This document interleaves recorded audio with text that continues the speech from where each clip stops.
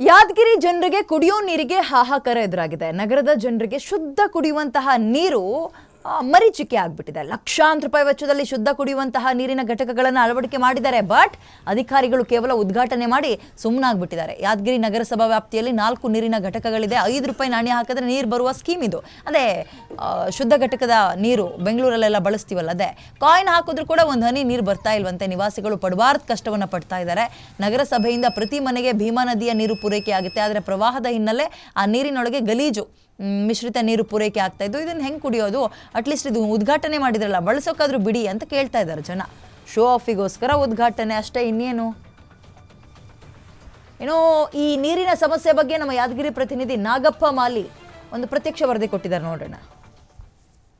ಶುದ್ಧ ಕುಡಿಯುವ ನೀರು ಪೂರೈಕೆ ಮಾಡಲು ಯಾದಗಿರಿ ನಗರದಲ್ಲಿ ಲಕ್ಷಾಂತರ ರೂಪಾಯಿ ವೆಚ್ಚ ಮಾಡಿ ಸರ್ಕಾರ ಶುದ್ಧ ಕುಡಿಯುವ ನೀರಿನ ಘಟಕ ಅಳವಡಿಕೆ ಮಾಡಿ ಕೈ ತೊಳೆದುಕೊಂಡಿದೆ. ಈಗಾಗಲೇ ಯಾದಗಿರಿ ನಗರದ ಪ್ರಮುಖವಾಗಿ ಅಂಬೇಡ್ಕರ್ ನಗರದ ಸೇರಿದಂತೆ ಯಾದಗಿರಿ ನಗರದ ಕೆಲ ಕಡೆ ನಗರಸಭೆಯು ವಿವಿಧ ಯೋಜನೆಯಡಿ ಲಕ್ಷಾಂತರ ರೂಪಾಯಿ ವೆಚ್ಚ ಮಾಡಿ ಶುದ್ಧ ಕುಡಿಯುವ ನೀರಿನ ಘಟಕ ಅಳವಡಿಕೆ ಮಾಡಿದೆ. ಆದರೆ ಘಟಕಕ್ಕೆ ಈಗಲೇ ಶುದ್ಧ ಕುಡಿಯುವ ನೀರಿನ ಘಟಕಕ್ಕೆ ಸುಮಾರು ಲಕ್ಷಾಂತರ ರೂಪಾಯಿ ವೆಚ್ಚ ಮಾಡಿದ್ರು ಕೂಡ ಇಲ್ಲಿವರೆಗೂ ನಗರದ ಜನರಿಗೆ ಶುದ್ಧ ಕುಡಿಯುವ ನೀರು ಮರೀಚಿಕೆ ಆಗಿದೆ. ಪ್ರಮುಖವಾಗಿ ಅಂಬೇಡ್ಕರ್ ನಗರದಲ್ಲಿ ಈಗಲೇ ಏನಂತಂದ್ರೆ ಸುಮಾರು 15 ಲಕ್ಷ ರೂಪಾಯಿ ವೆಚ್ಚ ಮಾಡಿ ಕಲ್ಯಾಣ ಕರ್ನಾಟಕ ಪ್ರದೇಶಾಭಿವೃದ್ಧಿ ಮಂಡಳಿ ಯೋಜನೆ ಅಡಿ ಶುದ್ಧ ಕುಡಿಯುವ ನೀರಿನ ಘಟಕ ಅಳವಡಿಕೆ ಮಾಡಿದ್ರೆ, ಆದರೆ ಶುದ್ಧ ಕುಡಿಯುವ ನೀರಿನ ಘಟಕ ಅಳವಡಿಕೆ ಮಾಡಿದ್ರು ಕೂಡ ಇಲ್ಲಿವರೆಗೂ ಈ ಘಟಕ ಓಪನ್ ಆಗಿ ಒಂದು ಹನಿ ನೀರು ಇಲ್ಲಿನ ಜನರಿಗೆ ಶುದ್ಧ ನೀರು ಪೂರೈಕೆ ಮಾಡಿಲ್ಲ. ಈಗಲೇ ಈಗ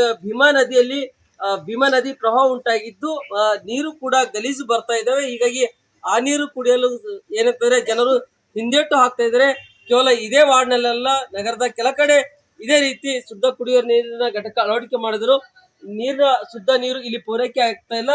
ಅದೇ ರೀತಿಯಾಗಿ ನೀರಿನ ಘಟಕದ ಮುಂದೆ ಇದು ಬಳಕೆ ಆಗಬೇಕು ಶುದ್ಧ ನೀರಿನ ಘಟಕ, ಆದ್ರೆ ಇಲ್ಲಿ ನೀರಿನ ಘಟಕ ಬಳಕೆ ಮಾಡ್ತಾ ಇಲ್ಲ.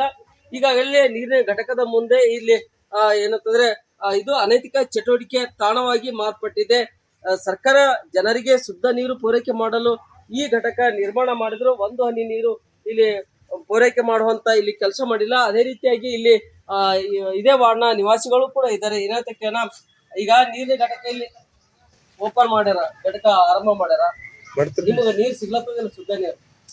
ಸುಮಾರು ಈಗ 1.5 ತಿಂಗಳ ಸರ್ ಉದ್ಘಾಟನೆ ಮಾಡಿದ್ರು ಕೂಡ ಇದ್ರ ಇನ್ನ ಒಂದು ಕೊಡ ನೀರು ಕೂಡ ಕೊಟ್ಟಿಲ್ಲ ಸರ್ ಸಾರ್ವಜನಿಕರಿಗೆ ಯಾರಿಗೂ ಕೂಡ. ಸುಮಾರು ಕಲ್ಯಾಣ ಕರ್ನಾಟಕ ಅಭಿವೃದ್ಧಿ 15 ಲಕ್ಷ ರೂಪಾಯಿ ಖರ್ಚು ಮಾಡಿದ್ದಾರೆ ಸರ್. ಇದನ್ನು ಖರ್ಚು ಮಾಡಿದ್ರು ಸರ್ ಇನ್ನವರೆಗೆ ಸರ್. ಈಗ ಇತ್ತೀಚಿನ ದಿನಗಳಲ್ಲಿ ಮಳೆ ಬರ್ತಿದ ಕಾರಣ ಭೀಮಾ ನದಿ ನೀರು ಪೂರಾ ಇದಾಗಿ ಗಲೀಜು ನೀರು ಬರ್ತದೆ ಸರ್. ಮತ್ತೆ ಈಗ ನಾವು ಸಾರ್ವಜನಿಕರಿಗೆ ಬಹಳ ತೊಂದರೆ ಆಗ್ತದೆ. ಯಾಕಂದ್ರೆ ಕಾಲ ರೋಗ ಇನ್ನಿತರ ರೋಗಗಳಿಗೆ ಬರ್ತಾ ಇದೆ ಸರ್. ಅದಕ್ಕೆ ಈ ತಾನು ಮಹಾರಾಷ್ಟ್ರದಂತ ಸಾವಿರಾರು ಪೀಸಸ್ ನೀರು ಬಿಟ್ಟಿದೆ ಸರ್.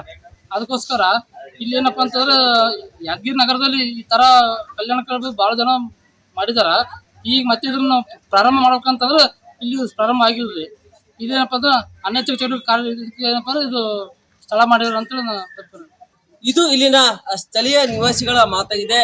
ಸರ್ಕಾರ ಲಕ್ಷಾಂತರ ರೂಪಾಯಿ ವೆಚ್ಚ ಮಾಡಿ ಶುದ್ಧ ಕುಡಿಯುವ ನೀರಿನ ಘಟಕ ಅಳವಡಿಕೆ ಮಾಡಿ ಕೈ ತೊಳೆದುಕೊಂಡಿದೆ. ಆದರೆ ಆದಷ್ಟು ಬೇಗ ಇದರ ಬಗ್ಗೆ ನಗರಸಭೆ ಅಧಿಕಾರಿಗಳು ಮತ್ತು ಅದೇ ರೀತಿಯಾಗಿ ಸಂಬಂಧಪಟ್ಟಂತ ಇಲಾಖೆ ಅಧಿಕಾರಿಗಳು ಎಚ್ಚೆತ್ತುಕೊಂಡು ಶುದ್ಧ ಕುಡಿಯುವ ನೀರಿನ ಘಟಕ ಓಪನ್ ಮಾಡಿ ಜನರಿಗೆ ಶುದ್ಧ ಕುಡಿಯುವ ನೀರು ಪೂರೈಕೆ ಮಾಡಬೇಕೆಂದು ಒತ್ತಾಯ ಮಾಡಿದ್ದಾರೆ. ನಾಗಪ್ಪ ಮಾಲಿ ಪಾಟೀಲ್, ಗ್ಯಾರಂಟಿ ನ್ಯೂಸ್, ಯಾದಗಿರಿ.